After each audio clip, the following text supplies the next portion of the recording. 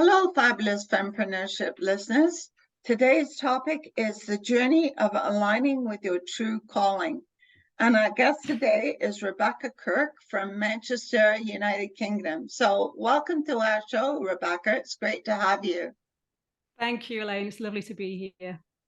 That's great. So before we get started, could you give the listeners a few little highlights from your career? That would be fantastic. Sure. Well, currently I work as a career coach. I specialize in helping people find purpose, particularly people on a spiritual path, something which has really emerged, I think, post-COVID, the sort of desire to find something more fulfilling, more meaningful in life. So I work primarily as a coach. I'm also the author of a book, my first book that's coming out in September, which is all about finding purpose, the career alignment journey.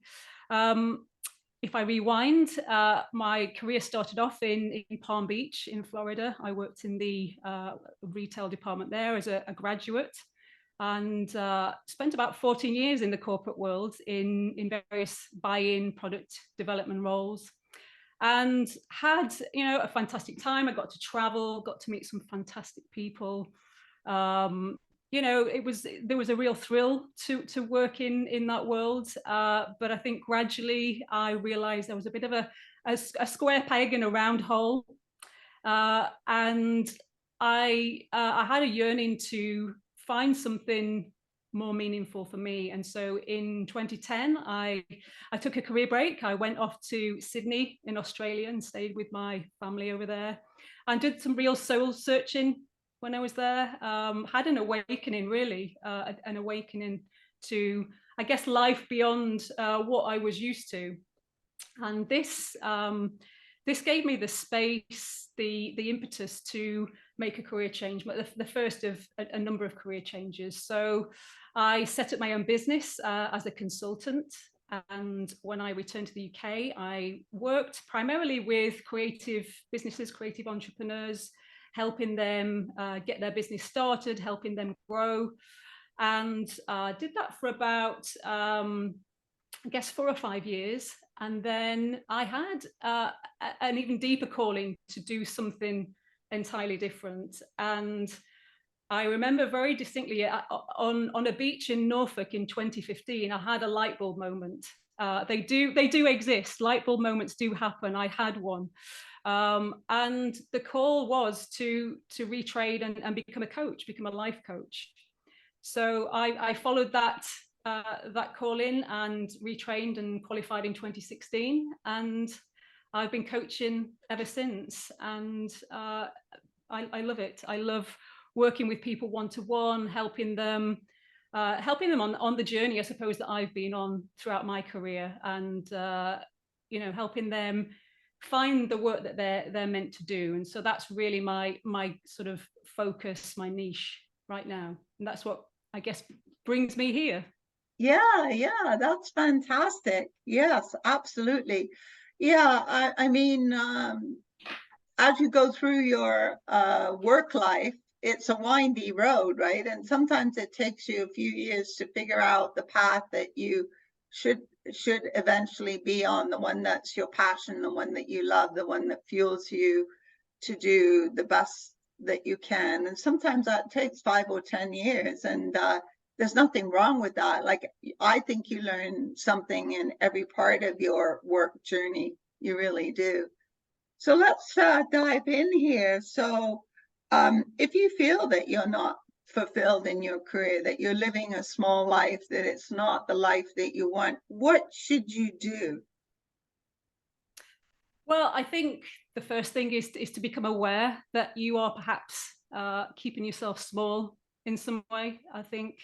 And then I guess with that awareness, it's about, in essence, making a different choice, but recognizing that you have a choice. So, there are a number of different ways I think we can keep ourselves small. I think, relating this to entrepreneurship, I work with a lot of clients who keep themselves small, feeling they're confined to their day-to-day job in you know, something that they're not enjoying, but not really feeling like they could or they should break free from that confine. So Yeah. keeping yourself small, I think, yeah, recognizing it first of all, that that's what is happening, and I guess just even imagining what playing a bigger game might represent for you. That could be, you know, putting yourself forward for a particular promotion, a particular work project. It could be setting up your own business. You know, using, you know, the imagination is super powerful. You know, visualization techniques, things I use with my clients, can really help you kind of move beyond your current reality Yeah. to just imagine what's possible. And I think, you know, there's so many reasons, I think, why we can keep ourselves small. And I think fear is often Yeah. Fear. underlying. Fear is right up there. And you've got the yin and yang of your mind, that one says, yes, I can do it. And then the other side says, oh, no, that's silly idea. Why don't you stay in that safe job that you have with that safe paycheck? Why go out on a limb? Why push yourself forward? So I think everybody has the two sides, right? Absolutely. And Yeah, you have to absolutely. sort of get over the fear one and listen, encourage that positive part of your brain that says, yes, I can do it, right? I mean, even, you know, myself, Elaine, you know, coming on this podcast, there were, you know, a few years ago, I wouldn't have Hmm. put myself, you know, been in this situation Yeah. to put myself into a conversation like this. And I knew Yeah. I was keeping myself small, and gradually that voice became too loud to ignore, that, you know, I Yeah. was holding myself back. So I'd like to think that this is, you know, if I can do it, you know, your listeners can, you can break through that confine and start, you know, taking up more space, start expanding, which just Yeah. feels incredible when you do it. Yeah. Actually, that whole fear thing, like even being a podcast host like myself, when you first start out, it's pretty scary. It's what if I'm not very good at it? What if I can't get any guests? It's all the what ifs, what ifs. And if you let that take over your mind, you would never start, right? So Absolutely. you're right. You just have to push yourself through that fear and know that once you get started, maybe if I went back to episode one, I'd cringe, but who cares, you know? And Yeah. I think that you just have to keep moving forward, and that way you're Mm, going to improve, you know, as you yeah. go along. Nobody's perfect when they come out of the gate. Like, you know, TV hosts don't start out on national TV. They start at a local TV station as a cub reporter, you know what I mean? And then they work up Mm, over many years to being maybe the star of a talk show. But nothing happens overnight. If you read the background of most people that are successful, um, you know, they had very humble beginnings in their career. And what you see on the surface doesn't represent what the amount of work that was done underneath that for the mm, years and mm. years of rejection and so on and so forth. But I think you have to just keep pushing that dream up to the front and not letting anything derail you from your dream. Yeah, and I think giving yourself permission for it not to be perfect. Yes, yes, that's for women, that's a big one. Women in Yeah. particular, we have this perfectionist syndrome. I don't know where it came from, but it's almost like you don't speak until you have it perfectly shaped in your mind, right? Whereas the boys would just say what was on their mind, whether it was perfect or not, you know. And Mm. yeah, you're right. If you wait till everything's perfect, then you'll never get started. Never, never get started. Because you'll Absolutely. I always think it, come up with a reason why you have to do something over, right? Or it's not good yeah. enough or whatever. I think, you know, the desire to make a perfect career change, for example, holds many of my clients back when they come to coaching. They think it should be perfect, but Hmm. actually, what is perfect, you know, and what Yeah. is the worst case scenario? And quite often, the worst case scenario is, you know, reflecting back in a few years and being in exactly the same position, not taking the risk. Yeah. It's being in the Yeah. same position. That's the worst case scenario, not Yeah. doing something and it not being perfect. But it's a Yeah. bit of rewiring, I think. I think we are conditioned, Yes. and I speak as a recovering perfectionist here, Elaine. Yeah. No, but you're It's a absolutely journey. right. We do need to rewire ourselves. And if you're, whether you're going out seeking a new career or whether you want to start a new business, if you make a list of what's important, either in, venturing into a new career or what's important for you when you start your own business, if you make that list of priorities and more or less stick to that at the beginning, you'll get yourself off the ground. Like one of the things when I was changing a career was finding a company that had a good company culture. Because what's the point in going to a job, no matter how great the job is, if the company absolutely has a horrible culture? I mean, you'll just be miserable. You might have the best paying job in the company, but you're going to be absolutely miserable. And I didn't want that. I wanted a company that had the best culture, that worked in a team environment, that supported the employees, that, you know, um, was a nice place to look forward to going to work to. And that was high Mm, on my list. Now, that might not be high on anybody else's list, but that's what I wanted. And so I wouldn't settle for a company that mm, when you went for the interview, you didn't feel comfortable. That was a telltale sign right away. If the yeah. person interviewing you was not friendly, was not open, etc., then forget it. Mm, I'm not interested in working in that kind of company. You could tell mm, right from the minute you stepped into the company, from the very first person you meet, the receptionist at that time, when they had receptionists, from that person on, like you could tell whether that was a good company or not, how they mm, greeted you, how friendly they were, if they mm, knew your name, all that kind of stuff. It sounds silly, but it isn't if that's what you're yeah, looking for. absolutely. Yeah. Yeah. So why do you think our ego gets in the way, right? And holds us back? So, I mean, the way I interpret the ego, it's the part of us that identifies with the more tangible aspects of life. How this can sort of manifest in terms of the choices we make, the way we act. Again, it's very much fear-based. It's fear-based choices. So it can hold somebody back from, let's say, they're looking to make a career change. They might be concerned as to what other people might think. Could be a family Yeah. member, it could be colleagues. Well, so and so shouldn't really be leaving this, comfortable job. What's going to happen to them? And so the ego can get in the way of, Yeah. that fear can take over, and then they can make a decision which is kind of out of alignment with who Yeah. they truly are on that basis.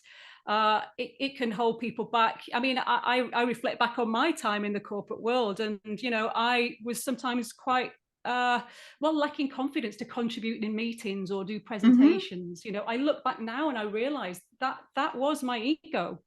I possibly could have had a more enjoyable time if I Mm-hmm. had let go of that fear of what Yeah. were people going to think about me? How was I going to Right. come across? And I think when we do that, we disconnect from our power, from our true power and our creativity.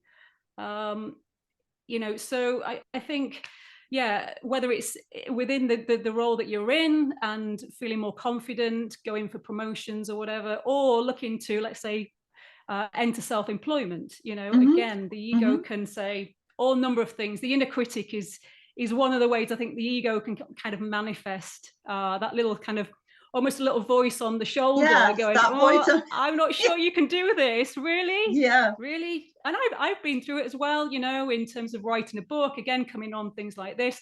Really, have you really got something to say? I recognize it for what it is now. Thankfully, Yeah. I'm still on a journey with it. I think, the ego will always play a factor. I don't think it's about completely eradicating it, but it's learning to acknowledge it and to witness it and Yeah. to recognize there is a choice. And for me, that choice is to tap into the higher self. So that's the part Yes. of you that is far more, I mean, there is a spiritual aspect to this if you believe in a higher power, but it's really that part of you that is more courageous, is more expansive, is more bigger picture thinking. And it's kind of a safe harbor. I like to see it as a safe harbor to come home to. So whereas Yeah. the ego self can drag you into the, to the comparison and to the sort of the tangible aspects of work and life, the higher self can remove you from that and provide an anchor, help you stay centered and grounded. I'd love to go back to some of my old jobs now, kind of knowing that I have this other side of myself I could have accessed all these years. But hey, we learn what we need to learn at whatever time we need to Yeah. learn it. But yeah, I think just recognizing the ways in which it holds you back. But we all have an alternative. I truly believe that. Yeah, you're absolutely right. I mean, first you got to recognize that voice on your shoulder. You got to recognize that, and then have an alternative for it, a strong voice on the other side that says, that negates that. So if you have that fear factor sitting on your shoulder there, and it's preventing you from making the right choice, whether it's moving on in a career, moving to a different career, or starting a business, what should you do? Well, I think just learning ways in which to access the higher self. There's Yeah. various ways you can do this through meditation, even through intuitive writing. I mean, the higher self communicates to us through our intuition. So learning to listen to that intuitive voice, which kind of, I always feel it comes from the heart space as opposed to the Right. head. Yes. So learning to distinguish the difference between the two. Mm-hmm. But I think, again, recognizing the fear, recognizing you have a choice, and through meditation, through just even a momentary pause before acting out of fear, is to just take that pause and call in the higher self for what's the higher self got to say about this, or the inner mentor. So you've got maybe the inner critic on one shoulder. Yeah. I like to think you've got an inner mentor. And one thing I do with clients, which seems to create almost an instant shift, and that is to imagine your 30-year older self. So let's say you're fearful about making a career change. Imagine you're in the shoes of your 30-year older self. What advice are you going to give right now to your current self about the fear that you have in terms of moving forward? And it's incredible how quickly that guidance, that wisdom is accessed. Yes. Of course, we aren't our 30-year-older selves, we are our current self, but it's just a way of accessing it Yes. when we imagine ourselves in 30 years' time. And it just cuts through those fears in an instant. So, yeah, there's various little tools and tricks I think that you can do to access it, but recognizing it and recognizing we have a choice in any given moment.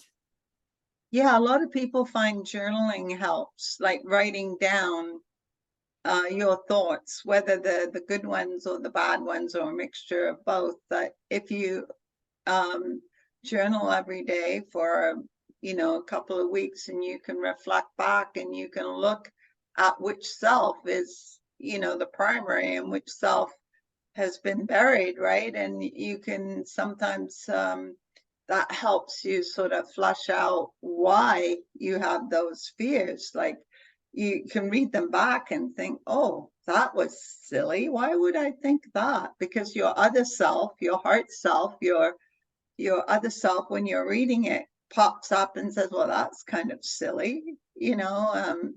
But sometimes if you write it out, it helps you crystallize what your fears are, and helps crystallize how you can fix something. Like you Yeah. said, like the 30 year, moving yourself forward 30 years, and what would you say to yourself? You'd look back and you think, wow, that was crazy. I mean, when I was younger, I was such an introvert and very, very shy, and it prevented me from doing what I wanted to do when I left school, which was teach physical education. I was too shy to talk, to speak up. So I chose a different career, which turned into a business career and a CEO and all that kind of stuff. But that took a long time, right? That took a long time to overcome that insecurity, that sort of huge fear I had of public speaking. I mean, when I was at university, that was my goal, is to get through the whole degree without standing up in front of a class. And then one I can class relate to that, Elaine. I had to do it, and oh my God, I thought I was going to die. But luckily, my husband helped me through that. He coached me through that. And then after that, his advice was so great that I used it going forward in my business career. Because those things, that fear that's sitting on your shoulder can get enormous. You know what I mean? It becomes bigger than life itself. And then when you look back, you think, how crazy is that I let that prevent me from doing what I love, you know? And I find, because I work with people on discovering their purpose, I find that once people, and this was my experience, once I found my purpose, yes, it gave me the courage to cut through, yes, again, to cut through those fears. yeah, Again, I'm here speaking to you now, and I think that is testament to me yes, really listening to that calling and responding to that calling.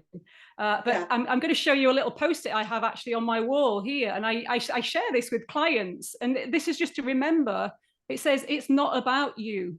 You Yes, know, it's about the help that you want to give, the yes, transformation you want to guide people through. Excuse me. It's not about me. yes, And we make it about us when we let fear take over. And I've yes. done that for so long, Elaine, and I'm breaking through it, and it is possible for anybody. I truly believe that. Yeah, I totally agree with you, because I'm laughing because that's exactly what happened to me, because you build it up that it is all about you. Like, here I am standing up in front of a class and it's all about me, and what are they going to think? What if I have a stupid remark? What if I haven't done my homework, and da da da. But the class isn't thinking that. They're thinking, I'm hoping I'm going to learn something from this person. I'm interested in their point of view. You know, they haven't got that big thing on their shoulder about you as a person. It's all about them. What are they going to get out of it? So yeah, I can totally relate to that. It took me quite a while to get over that, that it's not about me. It's what I'm delivering. It's what my purpose is. What are people, what do I want to leave people with? What kind of, can I leave something with them that helps them? You know, it's about them, not about you. But Mm, when you're mm, young, you don't necessarily see that, and you don't put yourself out there into positions that make you uncomfortable, but can do the world a good for you in your career. mm. Yeah, Yeah. absolutely. The benefit of wisdom, I guess, and age helps Yes, the us, benefits of being older. Yeah, but I have to say, I think the young girls today have a lot more self-confident in confidence in some areas. I think the only area that maybe holds girls back today is the influence of social media.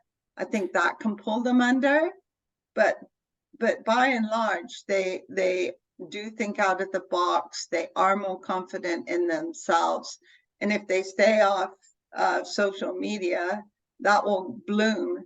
But if they get you know, sort of pulled under by the negativity of social media, and the meanness of social media, that, and if they take that to heart, that can pull them under. But if they can set that aside and say, yeah, there's always going to be haters, I'm not paying Mm, attention to that, I'm going to go my own path, then I think the young girls today, you know, the ones that are 16 to say 25, have a much more solid foundation of confidence than perhaps we did mm, in our mm. day. Yeah, Would it's you no bad agree? thing. Yeah, I think, I mean, just, putting themselves in front of a camera, for example, I think Yeah, that's much more the done thing, much more acceptable. Yeah, I mean, I tend to work with people, I guess, in their sort of 30s and 40s. So I don't have a direct experience of that age group, but I appreciate what you're saying. And I think, social media It's how you it's how you respond to the negativity on there. It's a force for good as well, but the sort of negativity of it, again, I think comes back to the ego. It feeds a lot of ego type behavior, and Yes. it's a lot for young people to navigate, but there is a positive side to that if you can navigate it. Yeah.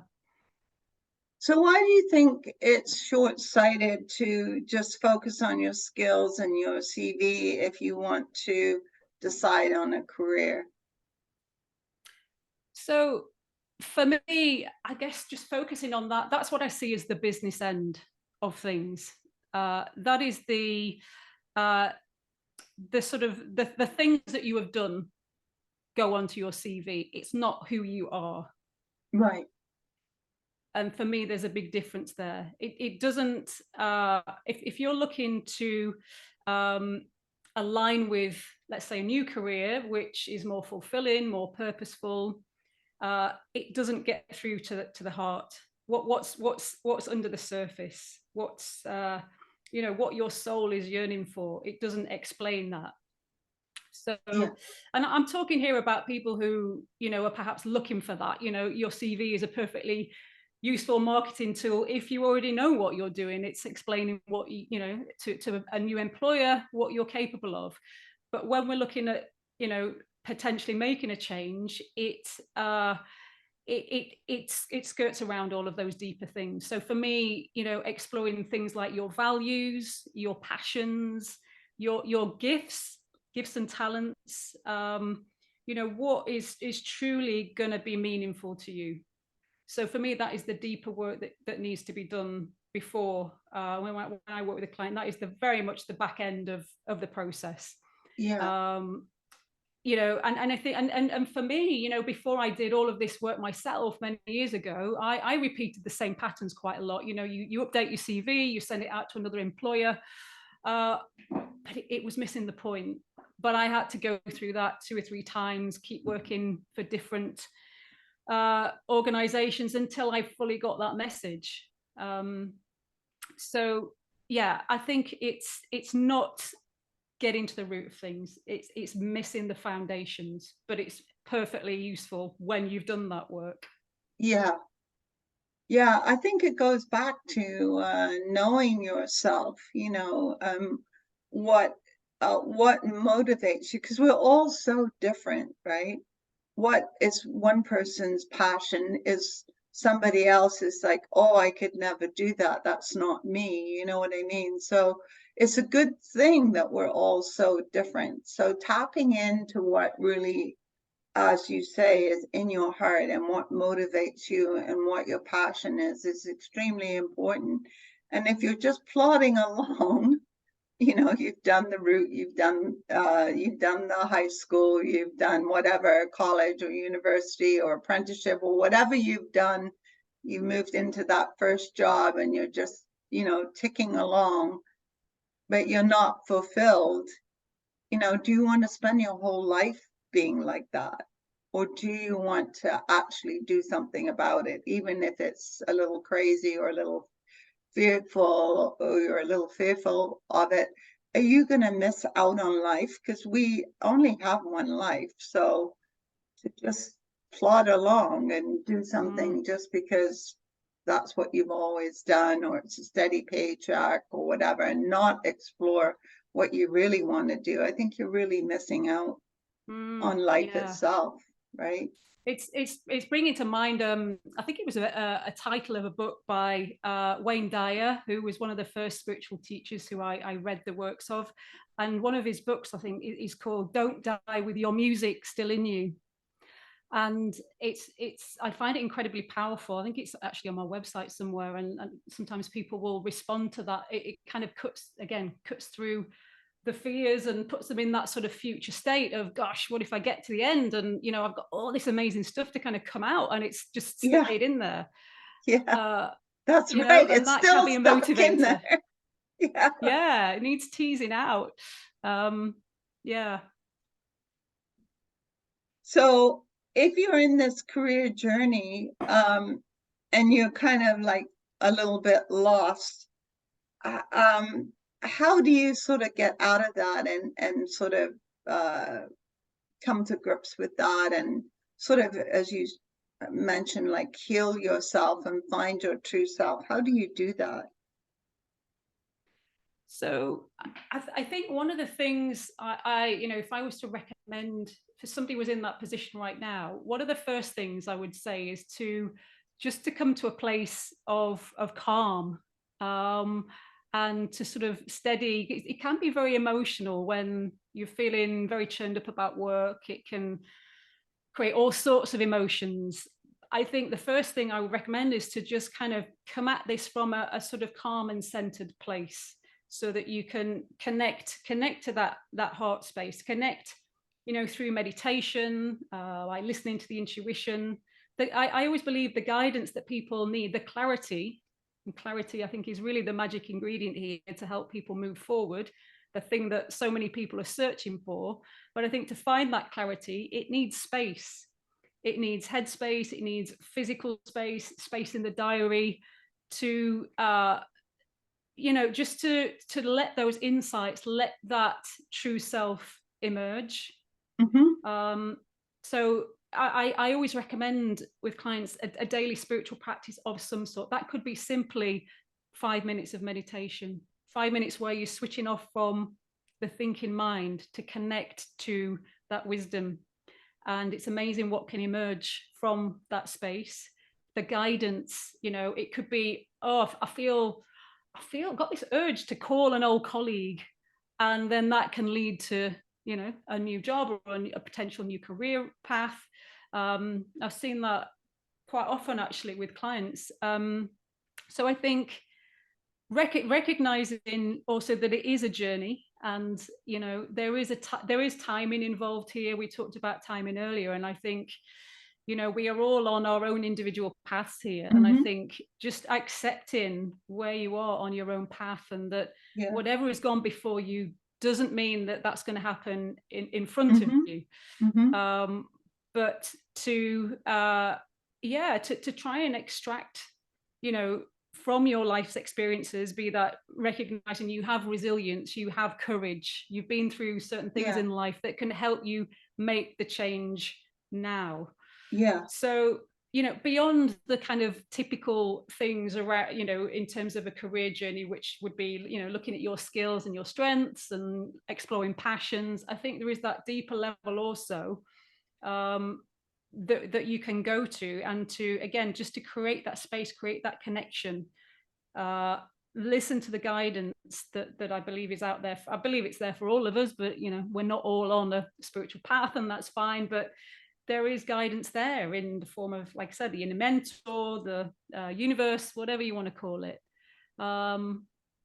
You know, so I think, yeah, just opening up to that, and I think, and this is where journaling can come in also, is to listen out for any limiting beliefs or thought Mm-hmm. patterns which are telling you otherwise. Yes. I think it's important to flush those out. And this is where, you know, I've talked about kind of, there is a healing aspect, I believe, to the career Yeah. development journey. And sometimes when we put ourselves in the position of wanting to grow, wanting to expand, it can be very triggering. It can show us, I believe, what we need to heal, be that a thought pattern. It could even be trauma, deep-seated trauma from the past. Mm-hmm. I had one client she was looking to become a coach herself, actually, and through our work, and as she was about to kind of take that step, it really triggered a divorce, a really messy divorce that she'd been through, and the trauma that hadn't been released. That so she did some work, let go of that with a therapist, and then kind of came back and was then able to kind of move forward. But it had triggered her, that belief of, Yeah. I'm not good enough. Yeah. I'm not good enough to, you Yeah. know, set up Because this business to move yeah, forward. Yeah, she probably felt the trauma of a failed marriage and divorce, that she wasn't good enough to be a coach to other people. But she had to go through therapy and let go of that, because your past shouldn't define your future, right? absolutely. Necessarily define your future. Because if you Yeah, look back, as you said, like if 30 years back, that self that was 30 years ago isn't who you are now. Very, very Mm, unlikely mm, that you're the same person that you were 30 years ago, because we all learn and grow, right?